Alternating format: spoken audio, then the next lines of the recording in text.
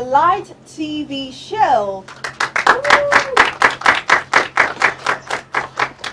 And today we will be discussing something interesting as usual. The world's population is growing at an alarming pace. And we know that young people make up more than half of that population. But despite being the demographic majority in the world, young persons in many countries of the world face lots of issues when it comes to welfare and livelihood. The United Nations set aside the 12th of August annually as International Youth Day to draw global attention to major issues affecting young people across the world. The theme for the International Youth Day for the year 2019 is Transforming Education. And that heralds the fact that we are at a point in history where the educational system, as it is, appears to have failed us, because it has failed to afford young people livelihood and gainful engagement. And a lot of analysts say that only a transformation of the education system can afford the desired outcomes, or at least a better deal for young people. Joining me now for a conversation on this new dimension and related matters, I have with me Cynthia Uwah. She is the Student Union Government Vice President of Nnamdi Ezekwe University. Thanks for joining me. And we also have with us Micheal Abodike. He manages the Optimal Physiotherapy Center in Oka. Thanks for joining me. Thank you so much. Okay, now, of course, Cynthia is in the system, in the educational system. So I would like to start with you. Now, looking around, a lot of things happen in the Nigerian education system. A lot of people say that students are not faring well. You know, lots of people have to do a lot to survive and even to pay fees. We know that school fees is actually one challenge, major challenge. A lot of people also point at transportation and other issues. What do you think is the major challenge facing the average student in Nigeria, the major one? Okay, I would like to start by thanking you for this opportunity to be on set. Thank you. Okay, for an average student, the major challenge we face are mostly inadequate lecture halls in the universities. You get a class of 100-level students, for example, you might be admitting like 10,000 students, and they have just one hall to take a particular subject. It's a challenge because when you come to class and you come late, and you possibly sit at the back, you don't get to hear what they are saying. Okay. And most times you have a very poor public address system, like very poor. So maybe just those in the front row, or the first 3 seats, or the first 5 seats, or first 5 rows rather, can actually hear the lecturer. So this is actually a problem for us because students go to class, and when they attend lectures, they don't get to acquire or learn or whatever that took them to school that day. Okay. They might not come the next day because after all it's already past time, and if I get there, I'll start the back. But attendance is still a factor, isn't it? Yes, it is. It's a very big factor. So most times these lecture halls discourage students from coming to school as a whole. Yes, it discourages them because when you come to school, get at the back seat.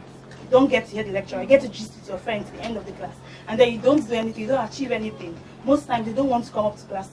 So they prefer to sit back at home, and then when it's time for the exams, they come and sort out the course and then they leave. So that's just one of the major challenges. That's serious. We of course know that young people in Nigeria face lots of challenges. Coming from the angle of a businessman, of course we've heard from a student. Let's also hear from you, Micheal. What's the major challenge that young Nigerians who are doing business face? Well, I don't think you're facing any challenge because you're looking really fresh. Yeah. Thank you so much for the wonderful opportunity. Well, as a businessman in our country, Nigeria today, it's not easy to set up a business. You have to pass through hurdles and so many stress. Okay, like I have a business in Oka here. I will just use my business to, buttress my point. I started up a physiotherapy center, Optimal Physiotherapy Health Center in Oka here. I started the business around December last year, and one of the major challenges we are having is creating awareness. Now, in every business, I believe the major challenge is what? Fund. Fund is a challenge, then also planning, because with limited fund, good planning, you can still what? Achieve what you want to achieve. So now, fund is a major problem in establishing or starting up any business. Now, if you set up the fund, if you have this fund set up, now another thing that comes into play is the planning of the what business. So if you don't plan your business, set up different departments for the business to go well, I think you're going to have a lot of problem. Okay, so the major issue is funding. Okay. Yes, and you also talked about creating awareness. That is, funding boils down to funding as well, because creating awareness, advertising also requires a lot of money. Now, another issue, because I don't know if both of you are, I'm sure that you're a youth, but based on your perspective, who is a youth? Because that's a very blurry question. Sometimes a lot of people say they are young, they are youths, and then they just masquerade so that they can get some of the benefits, that government is giving to young people. So essentially, who is a youth? Well, different society will have different definition of youth, but I will first of all start with my own concept of youth definition. I believe youth can be said to be specific group of persons with common interest and zeal to achieve it. But you go out, you see, okay, Nigeria will define youth as somebody within the federal state that is between the age of I think 18 to 29 or thereabout. Then if you go to another country, they will define youth as somebody within the age of let's say Ghana, we say between the age of 15 to 35.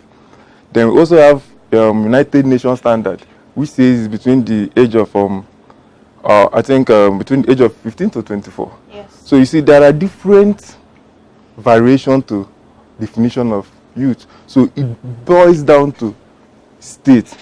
Okay, so for you as a Nigerian, who is a youth? Okay. For me as a Nigerian, I will still go by my own definition of youth. Because what I mean by specific group of person, it could be, age could be that factor that make it specific.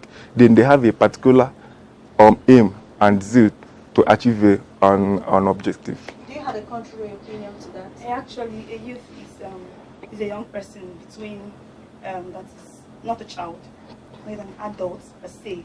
So that's why the United Nations define the youth with the age grade of 18 to 29. So within that period, you're no longer a child, and you're not an adult per se. So you're still kind of not really under somebody, but you're actually responsible or accountable to somebody, maybe your parents or your guardian. Okay, now a lot of things have been said about engaging the young people in Nigeria, because we find that lots of young people, as it were, are out of the productive sectors of the economy. There are lots of social vices out there as well. So regarding the fact that we are mostly a youth population in Nigeria, do you think that the government as it is, and possibly the youths themselves, have fared well, have done well, the government on their part have done well to make the youths better? And do you think as well that the youths are interested in being better? Yes, actually, the government, they've done well, or they are doing well, they are doing their best, because Rome was not built in a day. But the youths, young persons, we actually like things faster than they should. So we have a very vital role to play. For me, we have a very, very vital role to play, because every young person would want, actually moved by what they see. They want to get there by all means. They don't want to let things go gradually.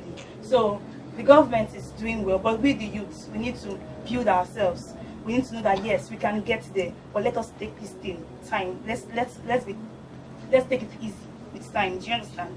Like now, some people go into social vices just so they can be ahead of their peers on time, not doing it positively, but on the negative aspect. Why? Because they want to get there early. They don't want to wait. You really have this we have this thing with patience. we want to get there very fast. So the government is doing their best, but we the youth, we have a very vital role to play. We have a very vital part to play in that. We need to build ourselves. We need to get things the way they should be gotten. That's what I think. Okay, now I would also want you, Micheal, to tell us a bit of your experience. You are an entrepreneur. Did you have to work? What was the movement for you? I mean, what was the path for you as a Nigerian youth? Was it smooth, you getting into business, or did you have to work for a while? Well, as I was doing my youth service then in Delta State, I already had in mind that I'm not going to work for anybody. That is just what I have in mind. So immediately I finished my NYSC, I've already made plans for funds, paid my hospital rent, and got in some equipment. So immediately I got out from NYSC, I just established my own business. Okay, so you had your paths laid. Already programmed right from onset when I was doing my house job. I was saving money, making preparation for what I have in the future. Okay, now, was the fund you were able to raise all you used to set up your business, or did you have support? Well, majority of the fund I used was basically my savings from, because when we were doing our internship, we were paid very well. So I saved most of the money, and because this is what I have in mind, I saved most of the funds, then I put it in there, then I have a little support from my parents. Okay. Now, Cynthia, I'm just trying to marry the two experiences because you are in the university system while he's out there working. So you ran for the position of the Student Union government, the vice president of the Student Union government of Nnamdi Ezekwe University. Why didn't you run for the position of the president? It's actually it's a personal decision not to go for the president, but to go for the vice. Because I believe, for me, I believe it's not about the office. It's about the impact you can make. Even if I was a treasurer, I should be able to do what I should do for the students. It's not about the position I hold. That's my belief. But from history, it's more like females play second fiddle. So, isn't that what you did? Nope. It's not that. It's not what I did. It's it's the passion you have. Okay, thank you so much, Cynthia. So far, interesting. We'll have to take a quick break, but of course, we have to let you go. Thank you so much. Cynthia is the Vice President of the Student Union Government in Nnamdi Ezekwe University, Oka. It's nice to have you on set. I'll still have Micheal with me, and someone else will be joining us when we are back. And this is still the Live TV Show.